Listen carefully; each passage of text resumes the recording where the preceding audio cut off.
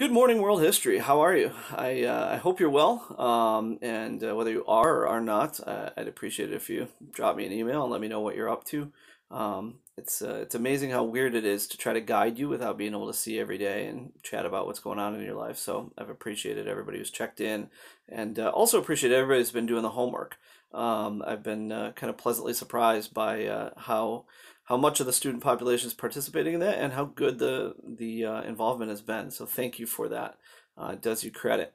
As you know, we're starting, in a sense, a new marking period, I guess you could call it, going forward. And probably you've gotten the district emails, and other teachers have talked about this. So it's not my goal here to rehash that. I'm not going to try to go over the grading plan because you've probably already heard it a few different ways. But if you have any questions about what that means or what it looks like, specific questions, please let me know, and I'd be glad to try to clarify that for you.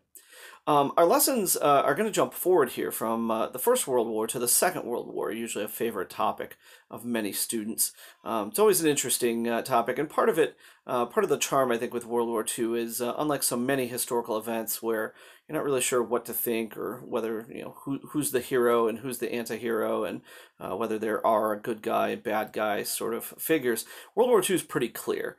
Hitler makes just a wonderful bad guy in history, and because the United States is brought into the war by an unprovoked sneak attack, it's very easy for us, even now, 70, 80 years later, to look back and say, okay, we know the good guys, we know the bad guys, we know why the U.S. is in this war, and of course it ends in decisive victory. So World War II is usually a favorite topic.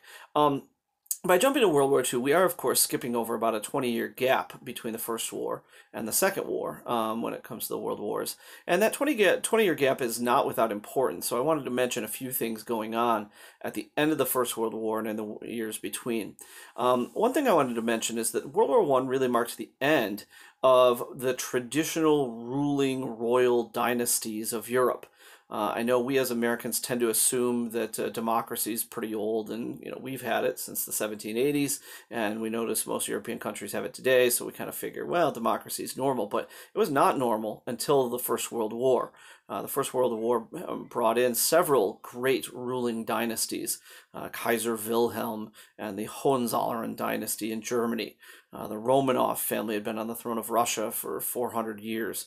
The Habsburg family had ruled Austria for hundreds of years. The Ottomans had ruled Turkey for hundreds of years. This war, the destruction of this war, part of it was not just the 10 million casualties, but these ruling dynasties do not survive the war. All of them crumble and crash. All of them are replaced by something else. In Germany, for instance, it's a republic, the Weimar Republic, and so very much like the United States.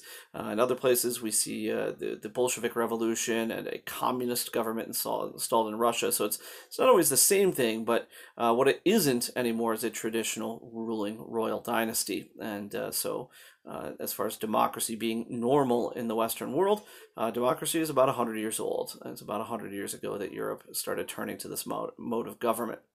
Another important thing to mention, hopefully you caught this in your article on the Treaty of Versailles, but probably the most important conclusion to the First World War is that Germany, in the Treaty of Versailles, was forced to accept 100% of the blame for starting this war. Now, did Germany deserve this? Probably not in a justice sort of way.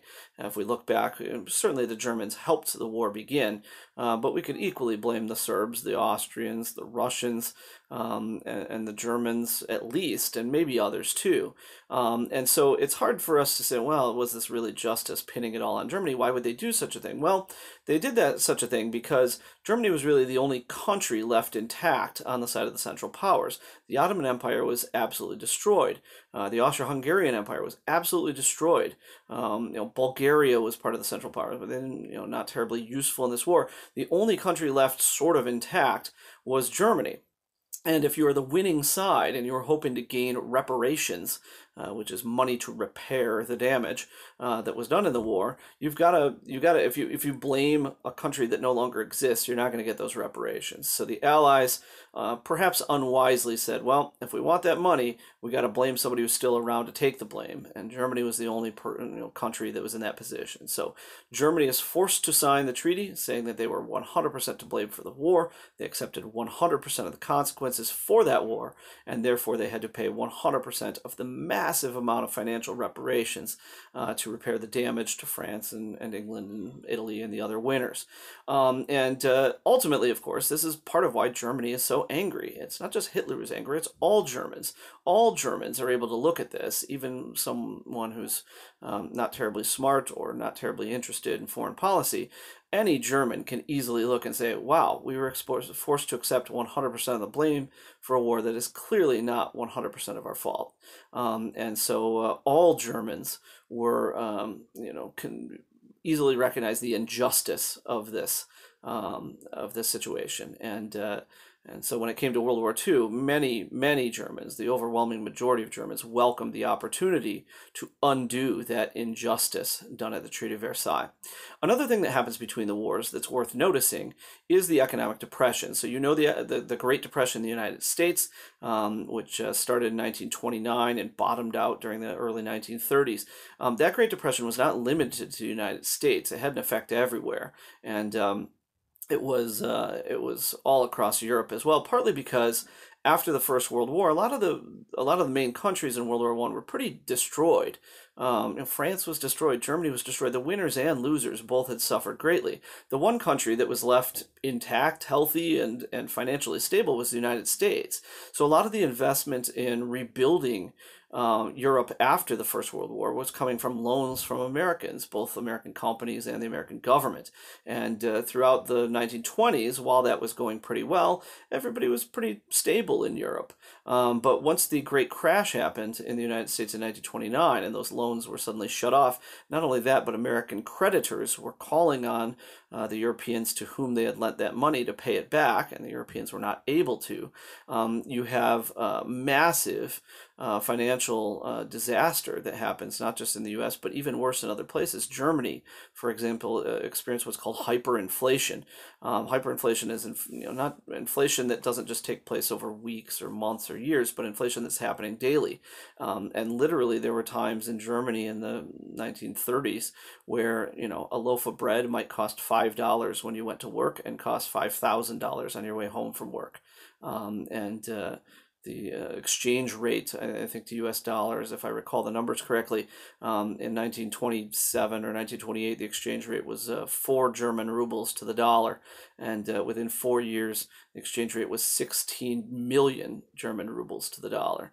So money ceased to have any value.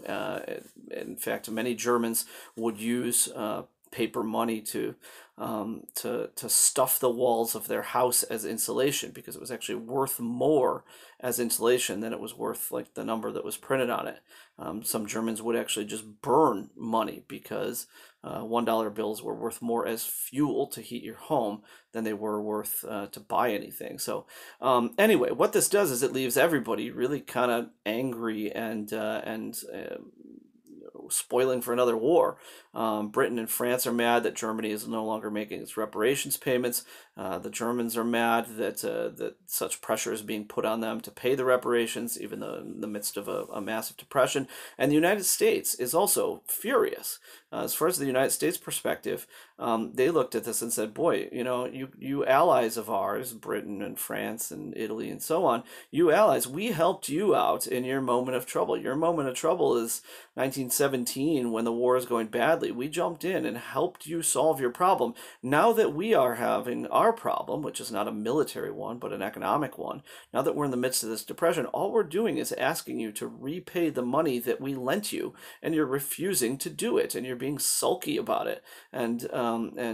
So, wow, you're really crappy friends. And so the United States becomes very isolationistic. The United States is very angry with its former allies, and when things start to go wrong, and when Germany starts to rebuild, and when Hitler starts to come to power, the U.S. says, as far as watching Britain or France get nervous about this, the United States says, serves you right, serves you right. We helped you, you refused to help us. Sorry about it.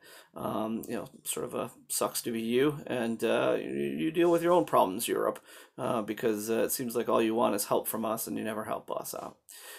Anyway, so in the midst of this, all of this chaos, which I could go on for a lot longer about, but in the midst of all this chaos, you have the emergence of really, I guess, aggressive, violent, outlandish leaders.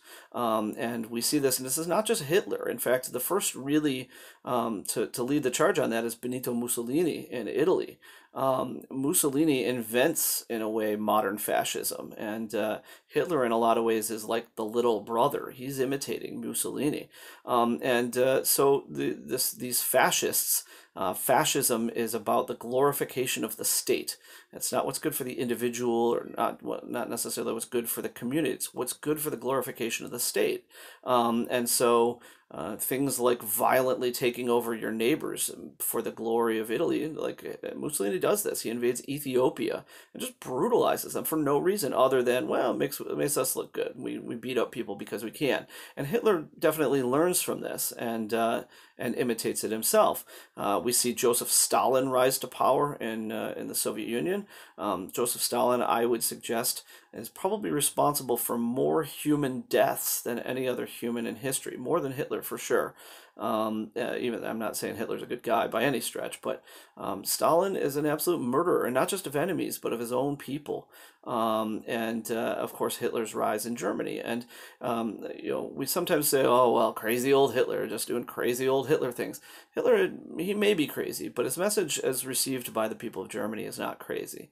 His message is that the First World War, the end of the war, was a complete injustice. We were forced to admit guilt for a crime we did not commit, and this conspiracy against us was committed by all of our neighbors, especially France and Britain, but others as well. And we need to stand up for ourselves. For the glory of Germany, we must stand up to these enemies that would beat us down and break our backs. We need to stand up for ourselves and assert ourselves. We should not bow and, serve Britain and France, who have pinned this unjust sentence on us. Let's stand up for ourselves and undo the result of that. And Hitler is an outstanding historian. This is, for him, it's not just like, hey, I got a crazy idea, let's kill everybody. It's all about undoing history. In fact, as one brief example of how obsessed with this he is, the German surrender at the end of the First World War had been signed in a particular railroad car. And so then the French had taken this railroad car back to Paris, and it was like a little museum. You could go see where the Germans had signed their surrender. Well, when France is ready to surrender to Hitler's Germany, he doesn't let them do it right away. He sends his soldiers to Paris. They get the same railroad car. They blow up, literally explode the plaque on the side of the railroad car, forcing them to accept the guilt, saying this is where the Germans surrendered. He forces the French generals to sign in the same railroad car their surrender, slaps a new plaque on it saying this is where the French were shamed, this is where the French surrendered, has it hauled back to Berlin as a museum still, but a museum, a monument to French shame instead of German shame. So just like with this railroad car, as he's attempting to undo and reverse history, that's exactly what he's trying to do with the Second World War, to undo and reverse history. And so as far as Germany is concerned, that's what it's all about. And on a bigger scale, as far as Germany, Italy, and Japan, all of these are countries that had traditionally kind of been second-rate powers. For Germany and Italy, they had not even formed into a unified country until the 1870s. And for Japan, it had always been a traditional, like, non-industrial society, and had been kind of dominated by China and sometimes by Russia even. For all three of them, this is a chance to prove their greatness, to increase the glory of their country, and to establish what they called a new world order, an order that would not be led by Britain and France and the United States, but would be led by Germany and Italy and Japan as the new leaders of the New World Order. And anyway, so all of this is going on in the 1920s, 1930s, and other than this little video, we're going to kind of skip over that. We're going to jump into World War II, which I hope you enjoy, and we'll probably spend a couple of weeks there. Lesson plan will be attached to this same post, the Google Classroom, so check that out. Let me know if you have any questions. I hope you are doing well, and I really do miss you, and wish that we could do this in person instead of over the internet. Have a great week, everybody.